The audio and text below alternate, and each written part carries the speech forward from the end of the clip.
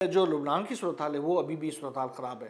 لبنان میں ابھی بھی اسرائیل کی جانب سے مسلسل حملے کیے جاتے رہے ہیں اور جنوبی لبنان کے مختلف علاقوں کے اوپر مسلسل حملے کیے جا رہے ہیں۔ جوابی کارروائی بھی لامالا جو لبنان کی جو مزاحمتی تنظیم ہے وہ مسلسل کر رہی ہے۔ اب اس حوالے سے نیتن یاہو نے کلیئر بات کی ہے کہ انہوں نے کہا کہ ہم نے اپنے فوج کو واضح ہدایات دی ہیں کہ وہ جنوبی لبنان سے نہیں ہٹیں گے اور جنوبی لبنان کے اندر جو کارروائیاں ہیں وہ آزادانہ طور پر کریں گے۔ اس حوالے سے ان کو کوئی قدر نہیں ہے، ہماری فورسز آزاد ہیں کہ وہ اپنی کارروائیاں جاری رکھیں تاکہ شمالی اسرائیل کے رہائشیوں کے خلاف کسی بھی خطرے کو ناکام بنا سکے، اور اس حوالے سے فوج پر کوئی پابندی نہیں ہے، میں ان کے ساتھ کھڑا ہوں، یہ نیتن یاہو کہتا ہے۔ اور وہ کہتے ہیں کہ ہم جنوبی لبنان کی سیکیورٹی زون میں اتنی مدت تک موجود رہیں گے جتنی ضرورت ہو تاکہ شمالی اسرائیل کی رہائشیوں اور اسرائیل کے تمام شہریوں کا تحفظ یقینی بنایا جا سکے۔ اب اسماعیل بقائی نے اس کا بھی جواب دیا، انہوں نے کہا کہ لبنان میں اسرائیل کے جرائم کے جاری رکھنے کے لیے کوئی بہانہ قابل قبول نہیں ہے۔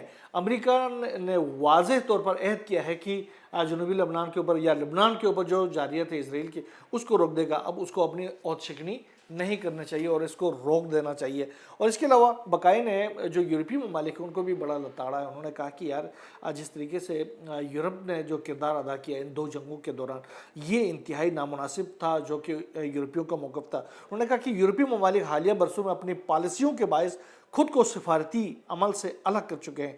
دنیا نے یورپی ممالک کا یہ طرز عمل دیکھا ہے، یہ غیر ذمہ دارانہ رویہ یقیناً یورپی فریقوں کے ساکھ اور حیثیت میں اضافہ نہیں کرے گا۔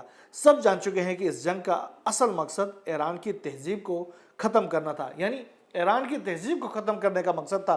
اب یہ مقصد تبدیل ہو گیا ہے، امریکہ کا یہ مقصد تبدیل ہو گیا ہے، اور تبدیل ہو کر کیا ہوا ہے کہ منجمد ایرانی اثاثوں کے ذریعے امریکی کسانوں کو مالی فائدہ پہنچانے میں تبدیل ہو گیا۔ یعنی جیسے ابھی جیسے ٹرمپ نے کہا تھا نا کہ جو منجمد اثاثے ہیں اس کے ذریعے ایران جو ہے، ایران کو کوئی رقم لیکوئڈ میں نہیں ملے گی بلکہ ایران ان اثاثوں کے بدلے امریکہ سے جو اشیاء خوردنوش خریدے گا، جس کی وجہ سے جو امریکہ کے جو کسان ہیں وہ خوشحال ہو جائیں گے۔ تو یہاں عراقچی نے کہا کہ اب ان کا امریکہ کا تو آپ دیکھیں ان کا پورا نظام ہی تبدیل ہو گیا، انہوں نے ان کا مقصد تبدیل ہو گیا۔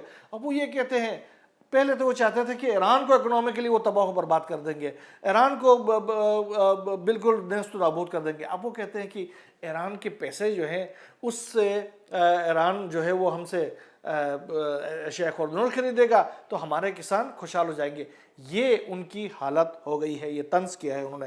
اس کے ساتھ کہا کہ ایران کا رد عمل جو ہے وہ رد عمل انسان کی ثابت قدمی کی کہانی ہے، اور مجموعی طور پر ہمیں ان فنڈز کے استعمال سے متعلق کسی قسم کی پابندی کا سامنا نہیں ہے۔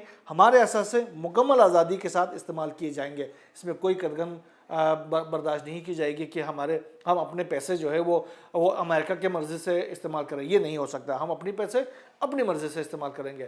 بہرحال آبنائے ہرمز سے 4 بڑے جو قطر کے جو آئل ٹینکرز ہیں وہ ایران سے باقاعدہ اجازت لے کر آبنائے ہرمز کراس کر کے اپنے منزل مقصود تک روانہ ہو گئے ہیں۔ تو یہ جو انٹرنیشنل ٹریڈ ہے وہ بھی آبنائے ہرمز کے اندر سے بڑی تیزی کے ساتھ جاری ہے، اور اس سے اکنامک جو فائدے ہیں وہ ایران کو لامحالہ طور پر